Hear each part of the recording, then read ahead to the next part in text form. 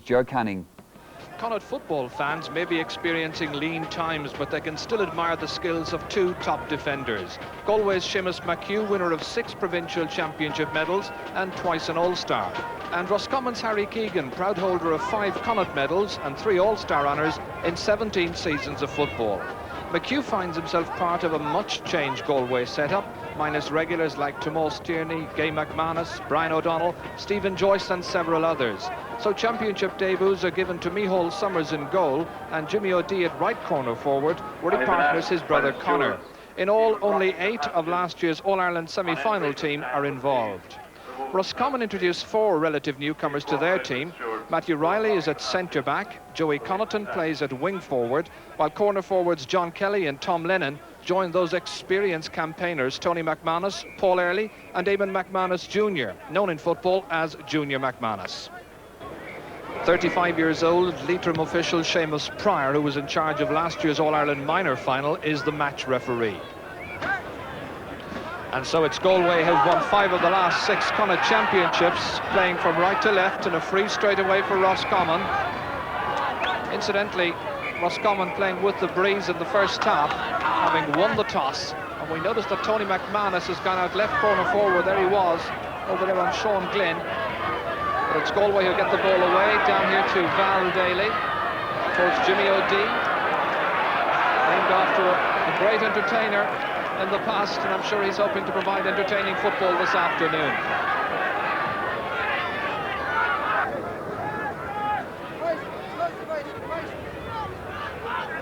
Young Alan Mulholland will be the free taker from about 50 metres out from the Roscommon goal, targeted in towards Val Daly.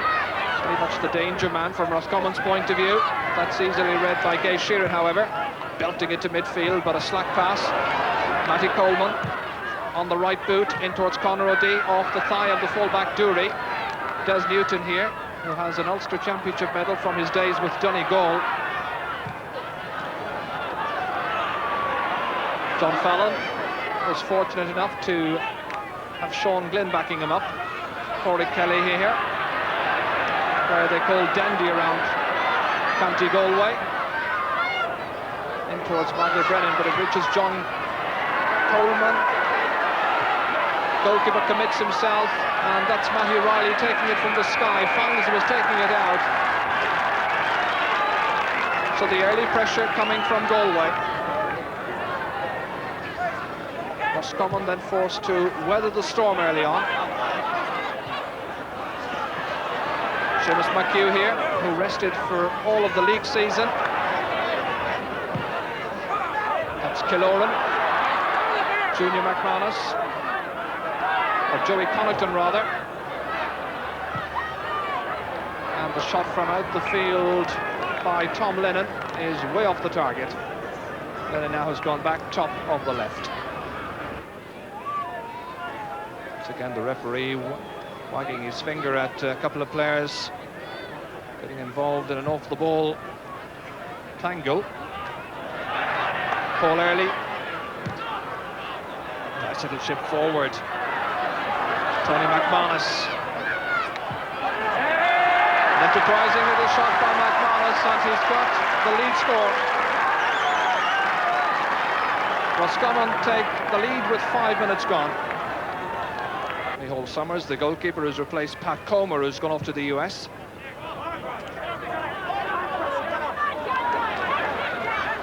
John Joyce.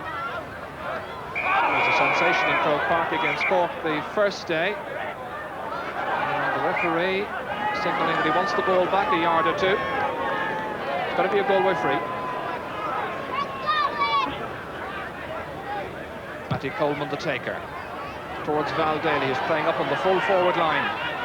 Matthew Riley's gone back with him. Space.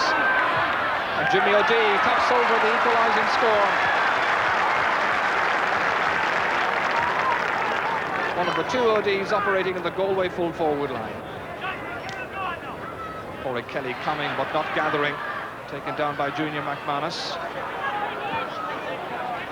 Roscommon trying to press forward, using the breeze in the opening 35 minutes.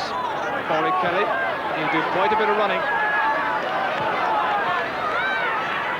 Galway fans will be hoping that he can use the ball well. He's picked out John Joyce in a good position, full forward. Oh, it's gone wide, agonisingly wide of the left-hand post. The game's most enterprising move, and it should have yielded a Galway goal. That was a lovely ball forward by Kelly. Joyce turned his man neatly, but inches wide, and really he should have taken the goal. Joyce again, smartly up. Valdaly here, nice turn, but going away from goal, and the referee has indicated that it's a free for that push by Harry Keegan. 13-metre free in for Valdaly. So here's a chance for Galway then to restore their lead by 2 points to 1.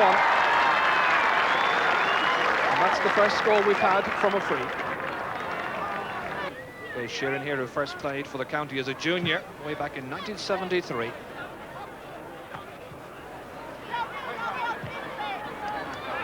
Seamus McHugh trying to pick out John Coleman here, hoping to test the pace, or perhaps the lack of pace, of the veteran Harry Keegan. Coleman steadying, getting onto the right boot, and it's over the bar. Keegan's lack of pace shown quite clearly, and Coleman has given his side a 2-point advantage.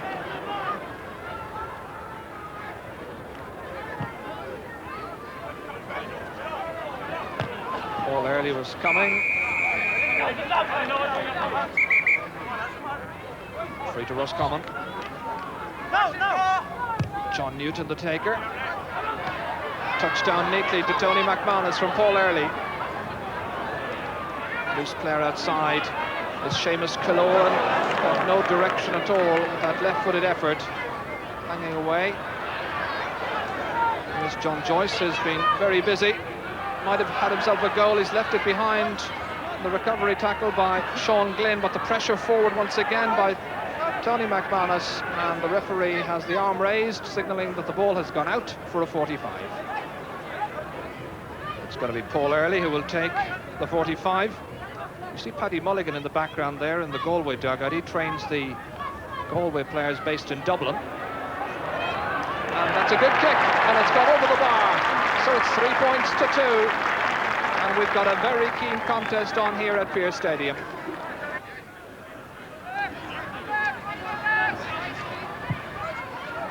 Roscommon then just leaving 2 players forward in the full forward division as John Newton collects in midfield.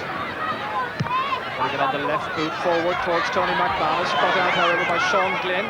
Away to space towards Pádraig Kelly. And up there quickly was Gary Wynn. There was holding, and it's going to be another free to Roscommon.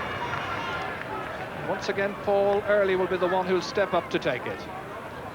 Well, he scored with the last one, which was a 45. This is about a 44. Same result. Sides level, 3 points apiece. And there are now 13.5 minutes gone in this Connacht semi-final.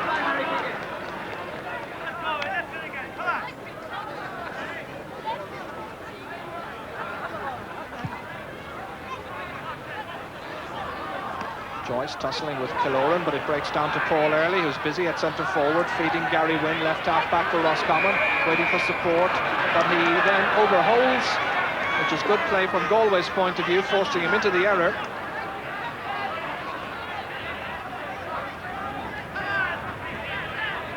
Kelly will take the free towards Valdaly. Good jump, taking it chest high. Dropping it inside towards Coleman. Once again, he'll try to go around Harry Keegan. Inside for Conor O'Dea. Unsteady, but he resettled himself to tip it over the bar. And Galway lead by 4 points to 3. They've shown us some fine attacking ideas. That was another excellent example. And even the stumble that time by O'Dea, he recovered and played it over the bar. Chip outside to Jimmy O'Dea. Sensibly looking up to see the options available to him, playing it short, however, to Pádraig Kelly, holding off Gary Wynn, slapping it forward towards Conor O'Dea, again trying to turn his full back. And here once again, Jimmy O'Dea, who started all of that and put it over in emphatic fashion. His second point, they both come from play.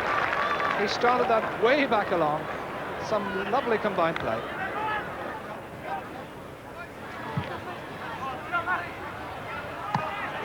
Game has fallen down a little bit in the last 5-6 minutes. We haven't had a score now for nearly 8 minutes. But a couple of near misses, one of them from McManus, and Junior McManus gets himself on the score sheet.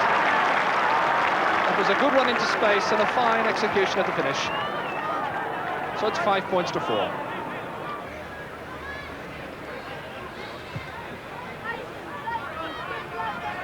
Joyce tussling with Killoran, who dropped it, went down, but has lost it again. That's Alan Mulholland. Many people reckon that the future Galway team will be built around that strong half-back line there, which contains Mulholland and Fallon. Conor O'Dea was holding off Pat Dooley, surely. Yes, says the referee, free to Roscommon.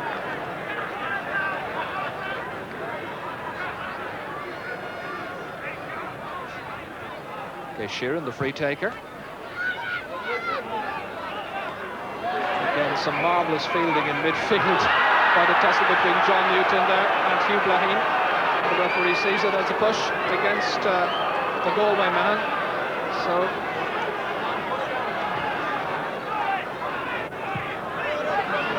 Galway back in the attack. Good shoulder by Matthew Riley. Humping it forward, the bounce deceiving Mulholland, and it comes to Junior McManus from the middle of the field. Now look at the way they're packing forward. Paul Early chipping, had to be absolutely decisive, and the sides are level. Paul Early's third score, and it's 5 points apiece. Well, that's another very good example of Roscommon in full flight, coming forward in waves. The final shot had to be absolutely inch perfect.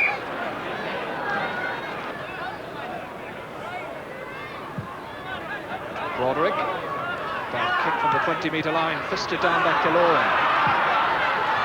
Comes to Lennon. A little chip forward, deceiving Broderick. It's on for Tony McManus. Players loose beside him. One of them was Lennon. And it's over the ball, and Roscommon have gone in front. John Kelly was the scorer. Kelly the corner forward. His first point of the afternoon, and it's 6 points to 5 now.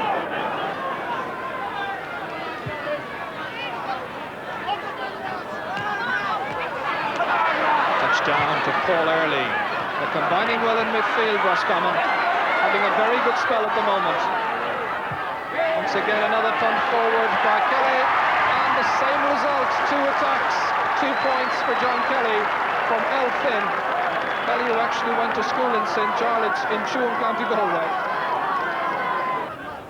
Roscommon have now scored the last 4 points, and they'll have to get another 1 or 2 perhaps before half-time to use up that breeze. It's Lennon, the extra player at midfield, forward towards Tony McManus, who'll try to release quickly, but the other forwards were not quite on the same wavelength and didn't pick up a good position for the layoff. Owen Kelly.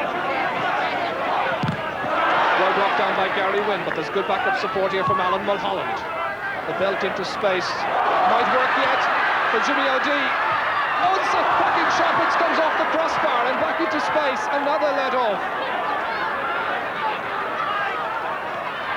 Val Daly maintaining the momentum of the attack. A little chip over the bar by Val Daly. His second point, making it 7 points to 6.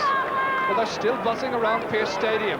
That speculative ball from Alan Mulholland somehow reached Jimmy O'Dea. And what a cracking good shot it was, beating the goalkeeper but coming back off the woodwork. Great kick out by Gay Sheeran, finding John Newton, whose fielding has been excellent at midfield. Up it goes. The layoff down towards Tony McManus. Jersey pull, the shot and goal! But the referee is going in. Is he giving the goal? Yes, he is. Notebook's out, he's giving the goal, giving a very good advantage. Tony McManus then, the Roscommon scorer. That long ball down, touched to Tony, and he put it in through the goalkeeper's legs. John Fallon here, centre half back, fisting it forward to Matty Coleman, getting it onto that left boot. Val Daly once again being left room by Riley, who's not marking so tightly. It's Connacht who got back, committed the foul. The referee says you were swinging around him, indicating with his arms, Seamus Pryor. So Val Daly can put just a goal between the teams. If he converts this 20-metre top-over free, that's his third point of the afternoon. 2 of those coming from frees. It's 1-7 to 7 points.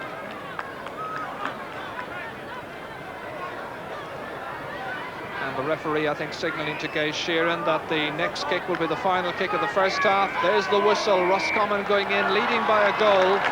Galway had 2 very good goal chances by John Joyce and Jimmy O'Dea. Junior McManus had the ball in the net for Roscommon, but building on their supremacy in midfield, Roscommon have done well and lead 1-7 to 7 points. And the crowd still buzzing about that first half. We're looking forward to an intriguing second half. We'll have that for you right after this break. Starting his 5th Connacht Championship match. And this is John Newton bursting forward. Remember, they're playing against the breeze, but holding on to that 1-goal lead. Easily cut away by Matty Coleman. And now it's Galway's turn to use the long, lengthy tactics and abandon the shorter stuff. Gary Wynn is back there.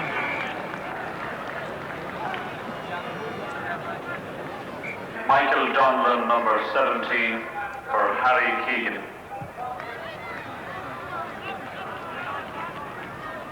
Midfield battle, as always, is so interesting, and very big, tall players in there, many of them over, in fact, most of them over 6 feet tall. And that's the foul on Paul Early, just inside the 45-metre line, which draws this latest free.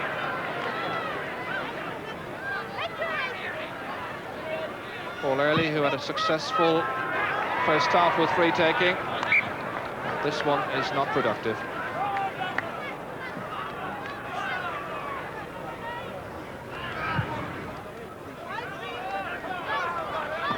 Another fine catch by John Newton. His fielding has been impressive. Sensibly then laying it off to Tom Lennon. That's inside for Tony McManus. Frank Broderick is trying to get back. Still, oh, it's another goal! And it's John Kelly, the scorer.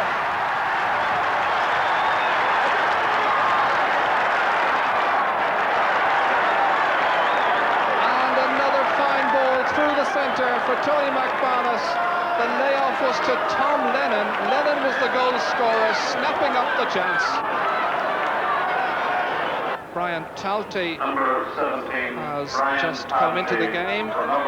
He's playing in the middle of the field, and he's on instead of Hugh Blaheen. That's an interesting change after just 5 minutes of the second half. Now, can the veteran Talty make a difference? Val Daly, meanwhile, that's over the bar to cut back the deficit. 5 points separate the sides. Galway's 8th point, Roscommon 2-7. Gay Sheeran, who hasn't been beaten so far. Alan Mulholland, overreaching himself, down to Michael Donlan. Chip ball forward for Tom Lennon. And this is Junior McManus shipping the shoulder from Matty Coleman, who seemed to injure himself in the process. It's to Joey Connaughton, and that is snapped up and over the bar. Joey Connaughton, one of 4 Clonagale players playing in the attack. Matty Coleman, who gave the shoulder to Junior McManus but injured himself in the process, and he's in need of attention. And don't forget that Galway have already used up 2 of their possible substitutes. Meanwhile, we're watching a Roscommon substitute, and they are bringing in Benny Flynn. John Kelly's the one who's gone off. Des Newton towards Paul Early, chest high, neatly taken, support outside. Broderick, or Sean Glynn rather, and here comes Junior McManus. Junior McManus for Roscommon, the layoff towards Tom Lennon. Tony McManus thought about a pass outside to the right, holds a little chip. It's a smashing score, a goal and 2 points for Tony McManus of Roscommon, and there are 2 clear goals between the teams. And that's the reason why this fellow, I think, deserves to be rated among the best in the country over the last 15 years. Conor O'Dea. Orrick Kelly. Now, has this Galway combination got the combined mettle to drag itself up by the bootlaces and come back into this contest? Des Newton.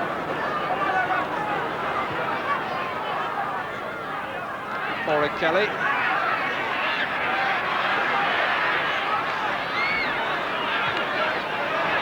John Fallon being sold a rather bad pass across the field. Comes to Brian Talty, but collided with one of his own players up near the Roscommon goal a little while ago.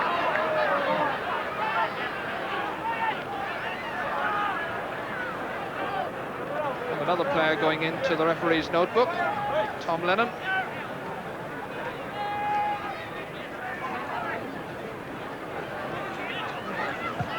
Mulholland's free towards Val Daly. Got a lucky bounce, it came off Pat Dury, the fullback. The release inside to Jimmy O'Dea. This fella's got a lot of skill. Trying to open it up to the brother Conor O'Dea. Oh, it comes thundering off the woodwork for the second time in the match. How unfortunate can you get? That's twice they've hit the bar. Jimmy O'Dea did it, and his brother has done it in the second half. Well, what a rip-roaring Connacht contest this is. Sheeran had played his first championship match against Galway here 10 years ago. Touchdown now by Brian Talty.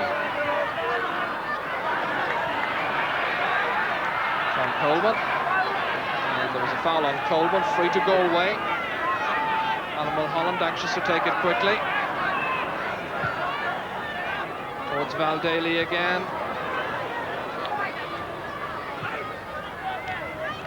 If this Galway side can stick to its pattern and keep its shape, they're still in there with a good chance. That's a very committed approach by Sean Glynn. Remember, he replaced Alan Mulholland last year in the All-Ireland semi-final. The book is out again, and it's John Newton. So the referee books the man who works as a Garda.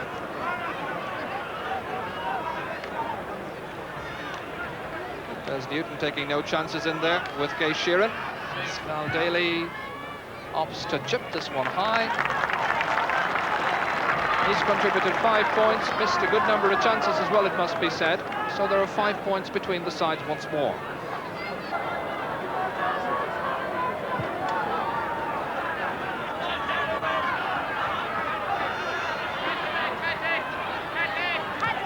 Talty. Take the free quickly. The referee might well have given him a 10-metre advantage, but it hardly matters at this stage. Roscommon having the game as good as one.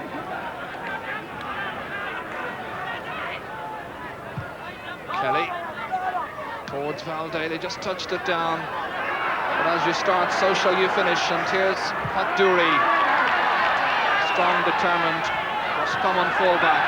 Added to there by Benny Flynn. Touched inside to Tony McManus, and they'd love to finish with another late score. But that's easily read by Micheál Summers, always new goalkeeper this season. And so the counter burst with Bosco Welsh here. Jimmy O'Dea, one of those to hit the post. John Coleman. And it really is a rather shapeless Galway attack at the moment, but just as I say it, they may get themselves the score they deserve, and they do eventually. And it's turned inside by Michael Gavin after John Joyce had the first chance. They persisted. Joyce's shot was brilliantly blocked by Gay Sheeran, but there was a good follow-up by Michael Gavin. It has to be said, it's no more than they deserve. The whistlers all around Pearse Stadium in Salthill want the game terminated.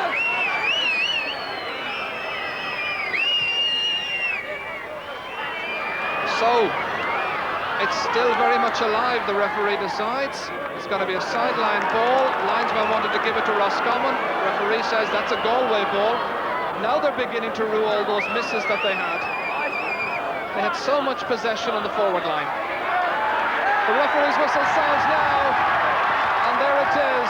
Somewhat against the odds, Roscommon confound the experts and score a fine away victory over Galway.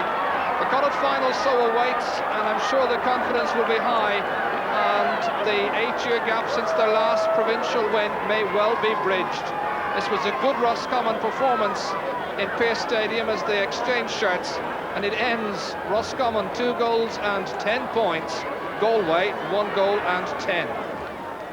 Yes, victory to Roscommon then, justifying the faith that many of their supporters had in them going into this match today. Well, after the match, Ger Canning spoke to Tony McManus, to Paul Early and to the Roscommon manager Martin McDermott. First to Tony McManus, who was obviously delighted with his team's performance. This was a very good day, but it's one day out. We have to go and do it again the next day before it can be really a good day.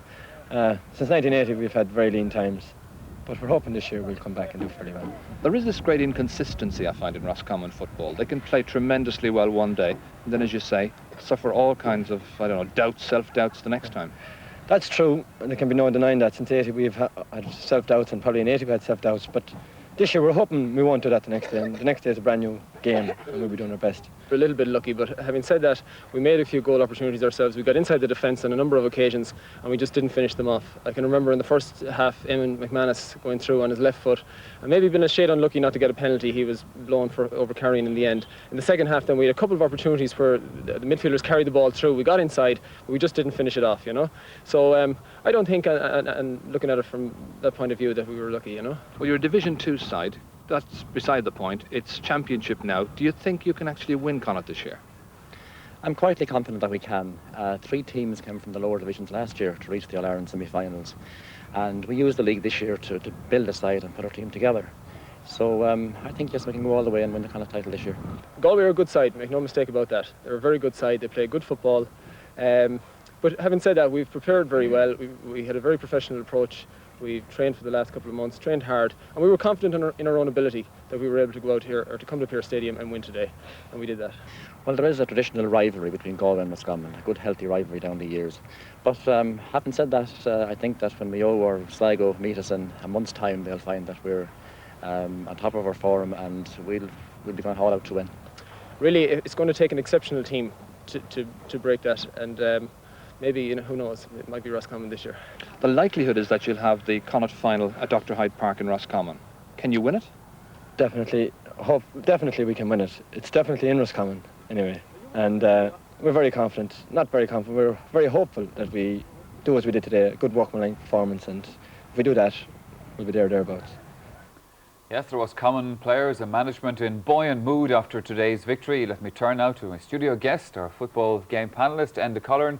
Enda, I'm afraid there's a touch of the old sick as powers in Studio 2 tonight. How did you see this game through your maroon-tinted glasses? Yes, well, I suppose even through maroon-tinted glasses, it was an enjoyable game, played in true championship spirit, I thought, and the teams are evenly matched, and the big difference between them was that Roscommon enjoyed midfield superiority all through, and their forwards were a little bit better at getting the scores than their Galway counterparts, I thought, and also I thought the Roscommon team in general were hungrier for victory.